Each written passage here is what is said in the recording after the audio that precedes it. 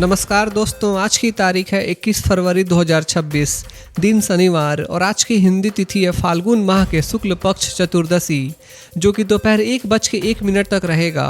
फिर दोपहर 1:01 के बाद से पंचमी तिथि हो जाएगा। तो दोस्तों चलिए अब आज के दिन का इतिहास भी जान लेते हैं। आज 21 फरवरी को अंतर्राष्ट्रीय मातृभाषा दिवस मनाया जाता है। यह एक विश्वव्यापी एनुअल ऑब्जर्वेंस है जिसका उद्देश्य लिंग्विस्टिक और कल्चरल डाइवर्सिटी के प्रति जागरूकता बढ़ाना और मल्टीलिंगुअलिज्म को प्रमोट करना है। इस दिवस की शुरुआत यूनेस्को ने की थी ताकि दुनिया भर की भाषाओं को संरक्षित किया जा सके और हर व्यक्ति को अपनी मातृभाषा में शिक्षा और अभिव्यक्ति का अधिकार मिल सके।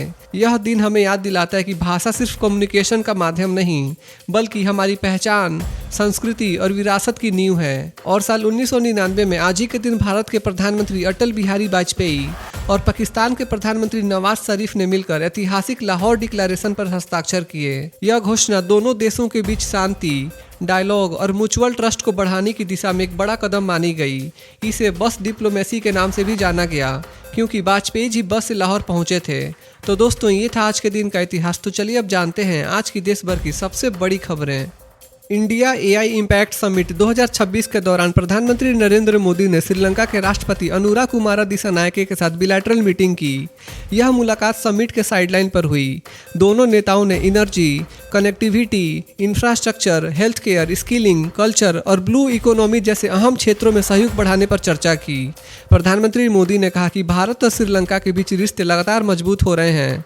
बैठक में हाल के वर्षों में द्विपक्षीय संबंधों की प्रगति की भी समीक्षा की गई। दोनों देशों ने क्षेत्रीय स्थिरता और विकास के लिए साथ मिलकर काम करने की प्रतिबद्धता दोहराई। इंडिया एआई इम्पैक्ट समिट 2026 के दौरान स्लोवाकिया के राष्ट्रपति पीटर पेलेग्रिनी ने प्रधानमंत्री मोदी से मुलाकात को हिस्टोरिक माइलस्टोन बताया। हैदराबाद हाउस में हुई इस अहम बैठक में trade, investment, digital technology, defence, space और एनर्जी जैसे कई क्षेत्रों पर चर्चा हुई। दोनों नेताओं ने इंडिया EU FTA और ज्वाइंट स्ट्रेटेजिक एजेंडा 2030 को नई गति देने पर सहमति जताई। राष्ट्रपति पेलेग्रिनी ने समिट की शानदार व्यवस्था की तारीफ करते हुए कहा कि AI का फायदा सभी लोगों तक पहुंचना चाहिए, सिर्फ कुछ तक नहीं। उन्होंने इनोवेशन, सिक्योर टेक्नोलॉजी और टैलेंट एक्सचेंज बढ़ाने पर भी जोर दिया।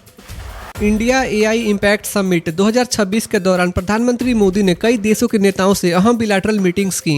पीएम मोदी ने लिक्टेनस्टाइन के हेरिडेटरी प्रिंस एलोयस के साथ ट्रेड, इन्वेस्टमेंट और इमर्जिंग टेक्नोलॉजीज जैसे AI और इनोवेशन पर चर्चा की। स्लोवाकिया के राष्ट्रपति पीटर पेलेग्रिनी के साथ डिजिटल, डिफेंस, स्पेस और एनर्जी सहयोग बढ़ाने पर सहमति बनी। श्रीलंका के राष्ट्रपति अनुर कुमार दिसानायके के साथ एनर्जी, कनेक्टिविटी और ब्लू इकोनॉमी पर बात हुई। मॉरिशस के प्रधानमंत्री डॉक्टर नवीन चंद्र राम गुलाम के साथ स्ट्रेटेजिक पार्टनरशिप मजबूत करने पर जोर दिया गया। वहीं संयुक्त राष्ट्र महासचिव एंटोनियो गुटेरेस के साथ UN रिफॉर्म्स और इंक्लूसिव AI पर चर्चा हुई। प्रधानमंत्री मोदी ने नई दिल्ली के सेवा तीर्थ में AI और डीप टेक स्टार्टअप के CEOs के साथ राउंड टेबल बैठक की। बैठक में एग्रीकल्चर, इन्वायरमेंट प्रोटेक्शन और मदर टंग में हायर एजुकेशन जैसे क्षेत्रों में AI के उपयोग पर चर्चा हुई। पीएम मोदी ने स्ट्रॉन्ग डाटा गवर्नेंस पर जोर दिया और मिस इन्फॉर्मेशन से सावधान रहने की सलाह दी। उन्होंने UPI को स्केलेबल डिजिटल इनोवेशन का मॉडल बताया और इंडियन कंपनीज पर भरोसा जताया। 16 स्टार्टअप्स ने health care, cyber security, space और सोशल इम्पैक्ट से जुड़ी अपनी टेक्नोलॉजी पेश की। पीएम ने इनोवेटर्स की सराहना की और कहा कि भारत ग्लोबल AI लैंडस्केप में तेजी से उभर रहा है। नई दिल्ली में इंडिया एआई इम्पैक्ट समिट के दौरान भारत और अमेरिका ने पैक्स सिलिका डिक्लेरेशन पर हस्ताक्षर किए।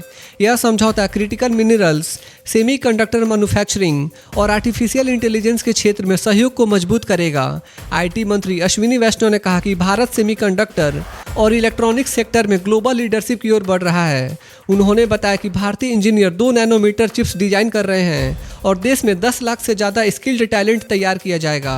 अमेरिकी राजदूत सर्जियो गौर ने कहा कि पैक्स सिलिका 21वीं सदी की टेक्नोलॉजी पार्टनरशिप को नई दिशा देगा और ट्रस्टेड AI इकोसिस्टम बनाने में मदद करेगा। नई दिल्ली में IT मंत्री अश्विनी वैष्णव ने कहा कि भारत और अमेरिका के बीच साइन हुआ PACS silica declaration semiconductor sector के लिए बेहद अहम है। उन्होंने बताया कि यह समझौता semiconductor supply chain, cheap manufacturing और चीप डिजाइन को मजबूत करेगा। मीडिया से बातचीत में मंत्री ने कहा कि यह कोलिशन भारत में पूरा सेमीकंडक्टर इकोसिस्टम खड़ा करने में मदद करेगा और इलेक्ट्रॉनिक सेक्टर को बड़ा फायदा मिलेगा। उन्होंने कहा कि आज दुनिया भारत पर भरोसा करती है क्योंकि हमारी फॉरेन पॉलिसी स्टेबल है और हमारे पास बड़ा टैलेंटेड वर्कफोर्स है। मंत्री ने यह भी बताया कि जल्द ही भारत का पहला सेमीकंडक्टर प्लांट कमर्शियल प्रोडक्शन शुरू करेगा। गृह मंत्री अमित शाह ने असम के कछार जिले के कटीगरा क्षेत्र में भारत बांग्लादेश बॉर्डर पर स्थित नटनपुर में वाइब्रेंट विलेज प्रोग्राम 2.0 लॉन्च किया। उन्होंने कहा कि प्रधानमंत्री मोदी ने बॉर्डर एरियाज के विकास के लिए कई बड़े कदम उठाए हैं। यह कार्यक्रम देश के 17 राज्यों के 334 ब्लॉक्स और लगभग 1954 गांवों में लागू होगा, जबकि असम के 140 सीमावर्ती गांव भी शामिल हैं। अमित शाह ने अवैध अतिक्रमण को असम की बड़ी समस्या बताते हुए कहा कि इसे हटाने का अभियान जारी है। उन्होंने दावा किया कि केंद्र ने पिछले 10 वर्षों में असम के विकास के लिए करीब 15 लाख करोड़ रुपए दिए हैं। संचार मंत्री ज्योतिरादित्य सिंधिया ने नई दिल्ली में ब्राजील के संचार मंत्री फ्रेडरिको डी सिकीरा फिल्हो से मुलाकात की। इस दौरान दोनों नेताओं ने इंडिया ब्राजील डिजिटल साझेदारी को और मजबूत करने पर चर्चा की। सिंधिया ने सोशल मीडिया पोस्ट में कहा कि दोनों देश मिलकर कनेक्टिविटी बढ़ाने, डिजिटल डिवाइड कम करने और हर नागरिक को सस्ती, सुरक्षित और इंक्लूसिव डिजिटल सुविधा देने के लिए प्रतिबद्ध हैं। उन्होंने बताया कि भारत और ब्राजील बेस्ट प्रैक्टिसेस साझा करेंगे और एक दूसरे से सीखते हुए डिजिटल इकोसिस्टम को मजबूत बनाएंगे। यह बैठक तकनीकी सहयोग और ग्लोबल डिजिटल पार्टनरशिप की दिशा में एक अहम कदम मानी जा रही है। केंद्रीय स्वास्थ्य मंत्री जेपी नड्डा ने नई दिल्ली में नए एम्स संस्थानों के प्रमुखों की लीडरशिप कॉन्क्लेव को संबोधित किया। उन्होंने कहा कि पेशेंट केयर, टीचिंग और रिसर्च के बीच संतुलन जरूरी है, लेकिन सबसे बड़ा फोकस पेशेंट सेंट्रिक मॉडल पर होना चाहिए।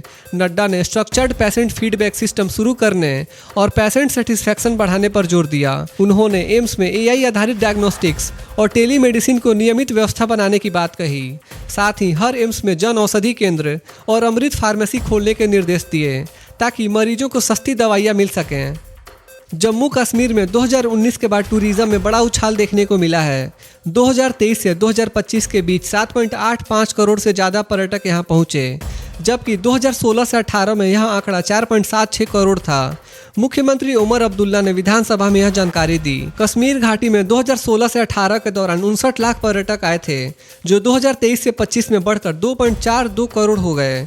हालांकि 2025 में पहलगाम आतंकी हमले के बाद संख्या घटी है। जम्मू क्षेत्र में धार्मिक पर्यटन के कारण लगातार वृद्धि रही। श्री माता वैष्णो देवी श्रीन में 2024 में 95 लाख श्रद्धालु पहुंचे थे। महाराष्ट्र के मुख्यमंत्री देवेंद्र फडणवीस ने कहा है कि आर्टिफिशियल इंटेलिजेंस खेती और फूड सिक्योरिटी को मजबूत बनाने में बड़ा रोल निभा सकता है। नई दिल्ली के भारत मंडपम में इंडिया AI इम्पैक्ट समिट 2026 में उन्होंने बताया कि राज्य की महाअग्रि AI पॉलिसी और AI आधारित मोबाइल प्लेटफॉर्म महाविस्तार AI से करीब 25 लाख किसान जुड़ चुके हैं। यह प्लेटफॉर्म मौसम, सिंचाई, खाद, मंडी भाव और सरकारी योजनाओं पर पर्सनल गाइडेंस देता है। उन्होंने कहा कि AI कोई जादू की छड़ी नहीं, बल्कि ट्रस्टेड डाटा और गुड गवर्नेंस के साथ ही सही परिणाम देगा। आंध्र प्रदेश सरकार ने AI और क्वांटम टेक्नोलॉजी में बड़ा कदम उठाया है। नई दिल्ली के भारत मंडपम में आयोजित इंडिया AI इम्पैक्ट समिट के दौरान राज्य सरकार ने 7 बड़े MOU साइन किए। मुख्यमंत्री N चंद्रबाबू नायडू की मौजूदगी में ये समझौते हुए। राज्य ने United Nations international computing centre यानी UNICC के साथ अमरावती में AI और क्वांटम का सेंटर ऑफ एक्सीलेंस बनाने पर सहमति दी है।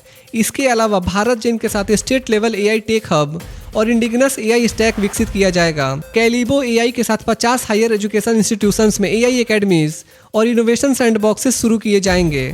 सरकार का कहना है कि इससे आंध्र प्रदेश AI और क्वांटम इनोवेशन का बड़ा हब बनेगा।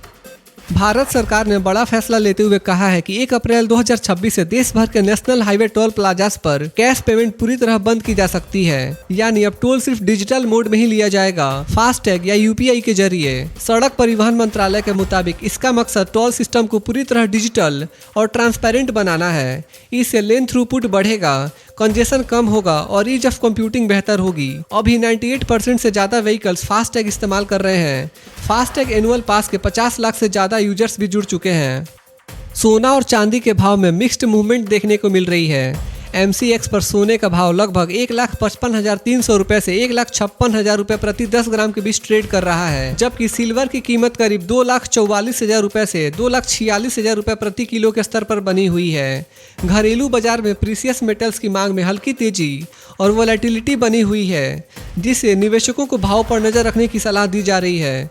दोनों धातुओं के दाम मार्केट सेंटीमेंट और ग्लोबल क्यूज से प्रभावित हो रहे हैं। तो दोस्तों, आज के लिए बस इतना ही था। देश भर के छोटे बड़े अपडेट्स और हर दिन के मुख्य समाचार देखने के लिए हमारे YouTube न्यूज़ चैनल इंडियन जनता न्यूज़ को सब्सक्राइब जरूर करें। मिलते हैं अगले वीडियो में, तब तक के लिए बाय बाय, टेक केयर, जय हिंद।